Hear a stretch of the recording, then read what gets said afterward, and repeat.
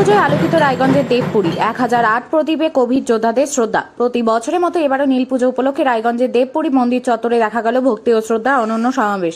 রীতি মেনে জ্বালানো হলো 1008টি প্রদীপ, যার আলোয় আলোকিত হয়ে উঠল গোটা এলাকা। স্থানীয় সূত্রে জানা যায়, করোনাকালে অসংখ্য কোভিড যোদ্ধা প্রাণ হারিয়েছিলেন। তাদের স্মৃতির প্রতি শ্রদ্ধা জানাতে সেই সময় থেকে নীল পুজোর দিনে সন্ধ্যায় মন্দির আলোকিত করার এই বিশেষ উদ্যোগ নেওয়া হয়, যা এখনও অব্যাহত রয়েছে। দেবপুরে অন্যতম কর্মকর্তা ও ওয়ার্ড কোঅর্ডিনেটর অসীম অধিকারী জানান, এলাকার মহিলারা একত্রিত হয়ে এবারে নীল পুজোর আয়োজন করেছেন। মন্দির প্রাঙ্গণে প্রদীপ জ্বালিয়ে কোভিড যোদ্ধাদের প্রতি শ্রদ্ধা নিবেদন করা হয়।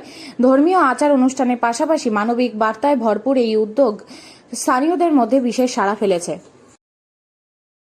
যদি বলেন, অসীম অধিকারী, আমি রায়গঞ্জ পৌরসভা কোঅর্ডিনেটর 25 নম্বর ওয়ার্ড। বলছি, আজকে এখানে প্রতিবার আমরা দেখি যে 1008টা প্রদীপ প্রজ্বলন হয়, এটা কি উপলক্ষে হয়?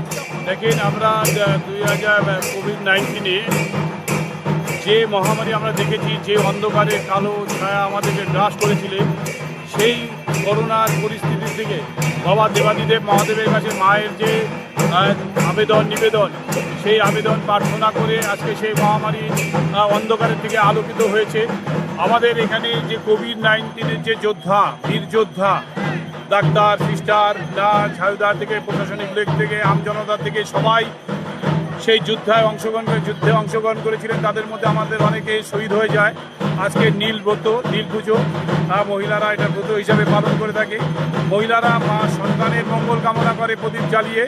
সেই প্রদীপ জ্বালিয়ে যেমন সন্তানের মঙ্গল কামনা করছে দেবপুরী পরিবার, সেই দেবপুরী পরিবার যে যোদ্ধারা কোভিড-19-এ মারা গিয়েছেন, তাদের সকলকে সেই দিন এই দিনটাতে আমরা শ্রদ্ধা জানাই। কারণ সেরকম বীর সৈনিক প্রতিটা ঘরেই যান জন্মগ্রহণ করে, তারা যান সুস্থ থাকে, সব মোকাবেলার জন্য যান তারা তৈরি হয়। কারণ একমাত্র করোনা পরিস্থিতিতেই বীর সৈনিক, বীর যোদ্ধাদের আমরা দেখতে পেয়েছি বা অনুভব করেছি।